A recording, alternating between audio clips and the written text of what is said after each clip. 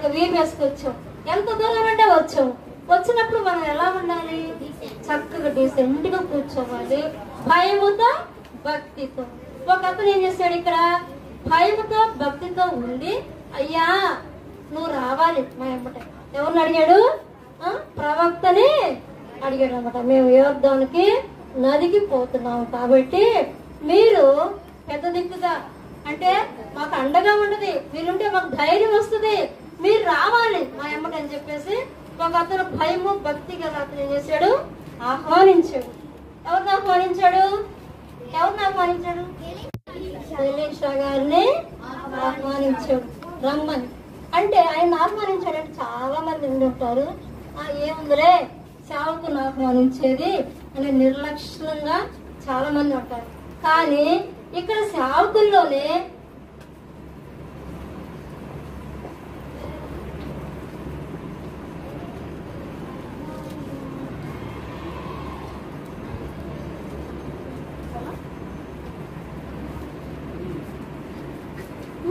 ముందుకు కొంచెం ముందుకు మీరు ముందుకు.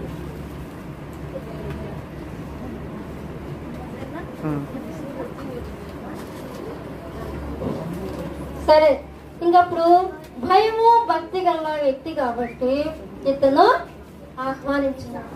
ఇతను ఏం చేశాడు? గొడ్డలు ఇరిగి నీటిలో పడిపోయినా సరే అతను చేసిన తప్పుకి అతనికి ఎంత మాత్రం అవగాహన లేదు.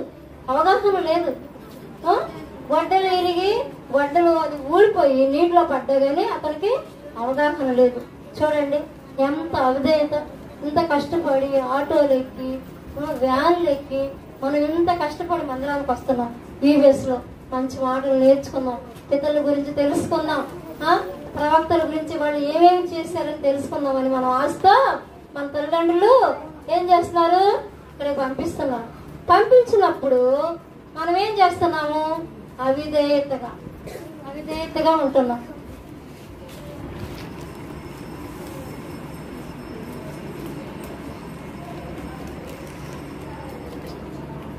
మనం ఏం చేస్తున్నాం?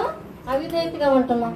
కాబట్టి అట్లా మనం ఎప్పుడు కూడా రెండో వ్యక్తి చేసినట్టు మనం చెయ్యొద్దు.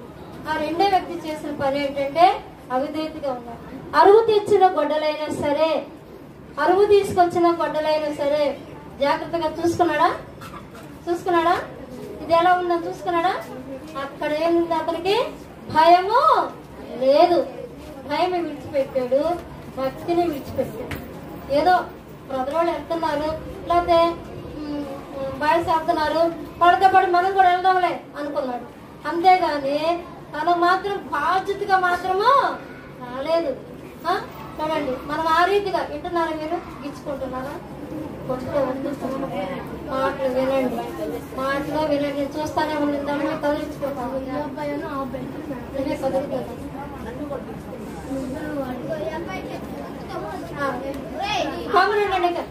గమనండి కరవకండి.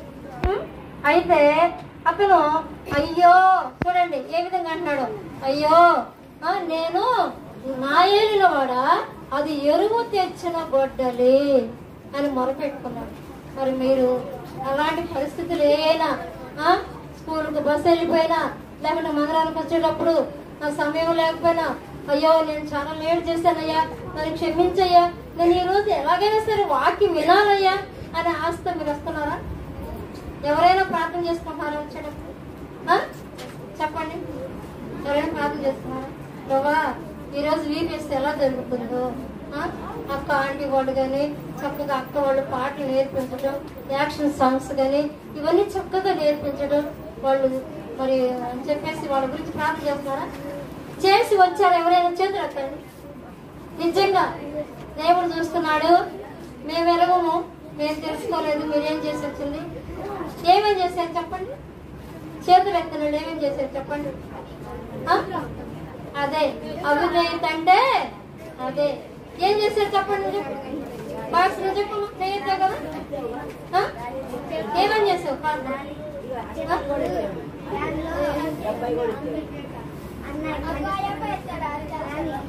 వాళ్ళు తెలియదు, ఏ చెప్పమనగా చేశారు అంతే. మీరు చెప్పండి, ఏం చేశారు ప్రార్థన?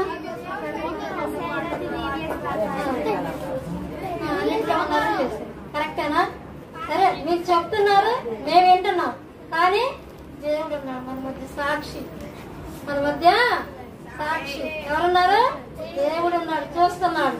పనిష్మెంట్ యథార్థమైతే మెచ్చుకుంటాడు, మిమ్మల్ని గొప్పగా మిమ్మల్ని ఆశీర్వదిస్తాడు. ఆ యథార్థం కాకుండా అబద్ధం అనుకోండి, ఏం చేస్తాడు? ఆయనే మీకు నేర్పిస్తాడు. చిన్న బిడ్డలు యవనస్తులు తప్పకుండా ఏదో ఒకటి, ఎందుకంటే మీ స్కూళ్ళల్లో కొంచెము మేము ఎక్కువగా ఉండాలి, బాగా చదవాలి, నన్ను మెచ్చుకోవాలి మా టీచర్ అని చెప్పేసి ఏం చేస్తారంటే కొన్ని అట్లా వాళ్ళ మీద కొంచెం